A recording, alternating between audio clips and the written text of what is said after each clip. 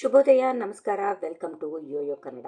ಬೆಂಗಳೂರಿನ freedom park ನಲ್ಲಿ high drama ನಡೆದಿದೆ. ಕೇಂದ್ರ ಸರ್ಕಾರದ ಹೊಸ ಯೋಜನೆ ವಿರೋಧಿಸಿ ಕಾಂಗ್ರೆಸ್ ಹಮ್ಮಿಕೊಂಡಿದ್ದ ಬೃಹತ್ ಪ್ರತಿಭಟನೆಯಲ್ಲಿ ಸಿದ್ದರಾಮಯ್ಯ ಮತ್ತು ಡಿಕೆ ಶಿವಕುಮಾರ್ ಅಭಿಮಾನಿಗಳ ನಡುವೆ ವಾಕ್ ಸಮರ ನಡೆದಿದೆ. ಸಿಎಂ ಭಾಷಣ ಕೇಳುತ್ತಿದ್ದಂತೆ ಕಾರ್ಯಕರ್ತರು ಮುಂದಿನ ಸಿಎಂ ಡಿಕೆ ಅಂತ ಘೋಷಣೆ ಕೂಗಿದ್ದು ಸಿದ್ದರಾಮಯ್ಯ ಅವರನ್ನ ಕೆರಳುವಂತೆ ಮಾಡಿದೆ. ಅತ್ತ ಸಿಎಂ ತಾವೇ ಖುದ್ದಾಗಿ ಡಿಕೆಶಿ ತಲೆಗೆ ಟವಲ್ ಪೇಟ ಸುತ್ತಿರೋದು ಈಗ ರಾಜ್ಯ ರಾಜಕಾರಣದಲ್ಲಿ ದೊಡ್ಡ ಚರ್ಚೆಗೆ ಕಾರಣವಾಗಿದೆ. ಇದು ಅಧಿಕಾರ ಹಸ್ತಾಂತರದ ಮುನ್ಸೂಚನೆಯ ಅನ್ನೋ ಪ್ರಶ್ನೆ ಈಗ ಎಲ್ಲರನ್ನ ಕಾಡ್ತಾ ಇದೆ. ಬನ್ನಿ, ಈ ಕುರಿತು ಒಂದಿಷ್ಟು ಮಾಹಿತಿ ಇದೆ, ನೋಡ್ಕೊಂಡು ಬರೋಣ. ಕೇಂದ್ರದ ವಿಬಿಜಿ ರಾಮ್ಜಿ ಕಾಯ್ದೆಯ ವಿರುದ್ಧ ಇವತ್ತು ಕೈಪಾಳೆಯ ಸಿಡಿದೆದ್ದಿತ್ತು. ಫ್ರೀಡಂ ಪಾರ್ಕ್ ನಲ್ಲಿ ನಡೆದ ಪ್ರತಿಭಟನೆಯಲ್ಲಿ ಸುರ್ಜೇವಾಲಾ, ಸಿಎಂ ಮತ್ತು ಡಿಸಿಎಂ ಆದಿಯಾಗಿ ಎಲ್ಲಾ ಸಚಿವರು ಭಾಗವಹಿಸಿದ್ರು. ಆದ್ರೆ ಸಿದ್ದರಾಮಯ್ಯ ಅವರು ಭಾಷಣಕ್ಕೆ ನಿಲ್ಲುತ್ತಿದ್ದಂತೆ ಕೆಪಿಸಿಸಿ ಯುವ ಘಟಕದ ಕಾರ್ಯಕರ್ತರು ಡಿಕೆ ಅಂತ ಘೋಷಣೆ ಕೂಗಲು ಶುರು ಮಾಡಿದ್ರು. ಇದರಿಂದ ಸಿಎಂ ಸಿದ್ದರಾಮಯ್ಯ ಸಖತ್ ಗರಂ ಆದ್ರು. ಕುಳಿತುಕೊಳ್ಳಿ ಎಂದು ಕಾರ್ಯಕರ್ತರನ್ನ ಗದರಿಸಿದ ಪ್ರಸಂಗ ಇವತ್ತು ಹೈಲೈಟ್ ಆಗಿತ್ತು. ಇನ್ನು ಇದೇ ವೇಳೆ ವೇದಿಕೆಯ ಮೇಲೆ ಸೌಹಾರ್ದತೆಯ ಸುಳಿವು ಕೊಡೋ ಮತ್ತೊಂದು ಘಟನೆ ಸಹ ನಡೆಯಿತು. ಡಿಸಿಎಂ ಡಿಕೆ ಶಿವಕುಮಾರ್ ಭಾಷಣಕ್ಕೆ ತೆರಳುವ ಮುನ್ನ ಅವರ ತಲೆಗೆ ಸುತ್ತಿಕೊಂಡಿದ್ದ ಟವಲ್ ಸಡಿಲವಾಗಿತ್ತು. ಆಗ ಉಸ್ತುವಾರಿ ಸಚಿವ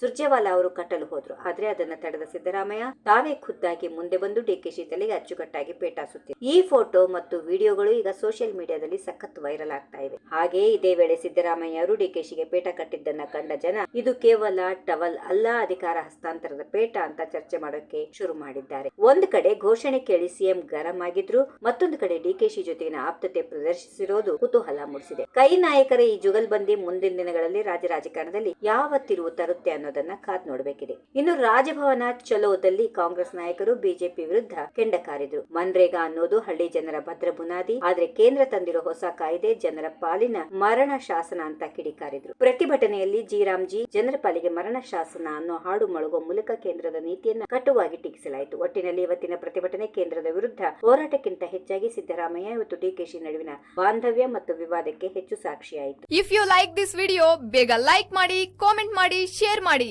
ಹಾಗೂ ಯೋಯೋ ಟಿವಿ ಕನ್ನಡವನ್ನು ಸಬ್ಸ್ಕ್ರೈಬ್ ಮಾಡಿ.